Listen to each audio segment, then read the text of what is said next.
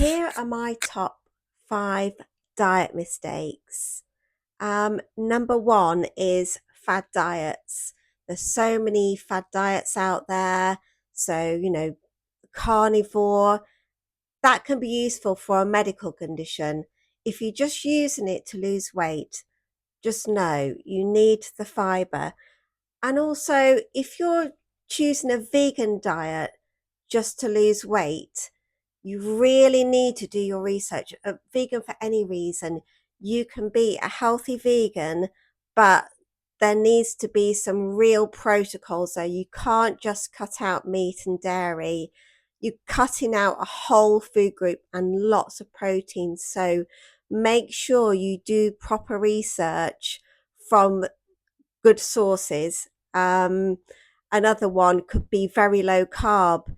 Is it sustainable? All of these things that you're doing need to be sustainable. So think about the foods that you enjoy eating and work around that.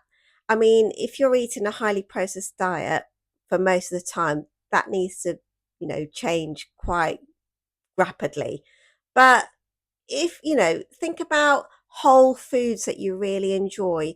Think about the little treat foods that you enjoy and incorporate those into your day. In order to lose body fat, we need to be in a calorie deficit. That is a fact.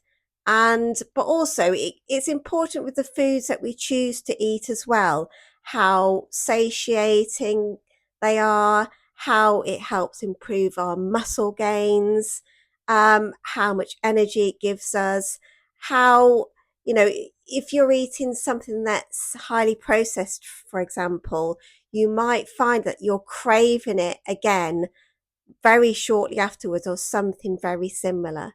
So having whole foods, your body knows what to do with those.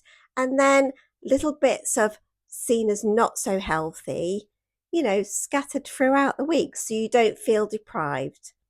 That is the best way. Think of kind of like Mediterranean style, but not a diet as such. This is a lifestyle. So we're not going on any more diets. We're changing our habits and behaviors for a healthy body and life for the rest of your life. And that is a game changer. Number two, I hinted on that a bit, is not prioritizing protein. So, protein is an essential macronutrient.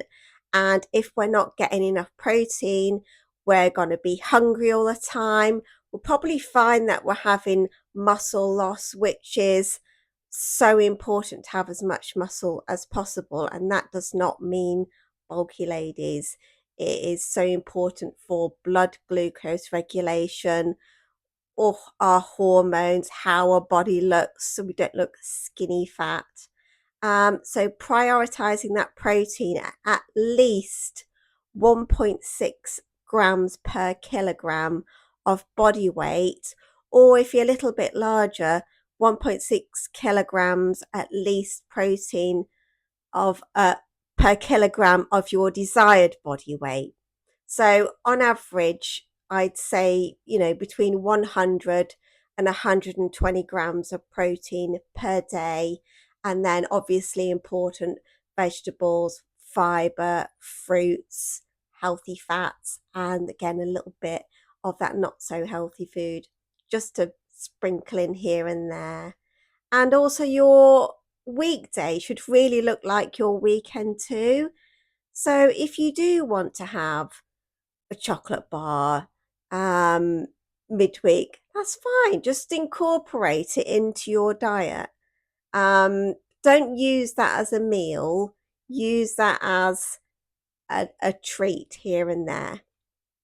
The next one is having packaged meal diets. And I'm not talking about, the food companies that deliver the food and you make it. I think that's a great idea, especially if you're a single person or just a couple of you.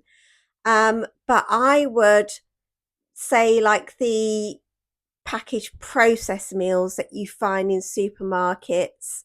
Um, they, they've got all your macros on there, but they are highly processed and your body just doesn't deal with it the same as whole foods. Plus, you're not educating yourself on how to actually cook these foods yourself, because what happens when you stop eating like that, because you will get bored of that, you won't know what to do. So it's best to get the education how to put meals together, your protein, your fiber and carbohydrates and healthy fats. And you really get into the habit of doing these meals and it becomes so much easier.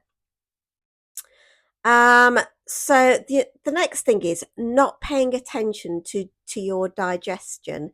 So it's a massive window into how your diet is working for you. So say if you've got inflammation, if you're constipated, if you've got diarrhea, heartburn, it's really important to pay attention to that and not just keep working through it and taking Gaviscon and anything else that might be able to mask the symptom. The symptom's there to show you that there's something not quite right with something that you're eating. So it's a really good idea to keep a food diary for a while and just see a pattern forming. It could be, your breakfast bagel might not be working for you. It could cause heartburn. It could be maybe having a little bit too much dairy. It could be anything. So just keep an eye on that and then you'll start to work out what it actually is.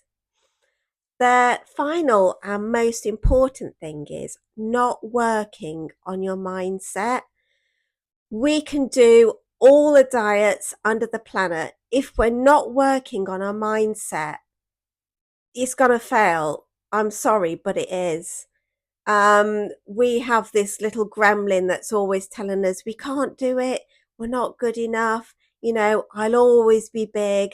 I'm just built this way. You've got that motivation at the start, but motivation doesn't hang around all the time. I am not motivated for at least 50% of the time.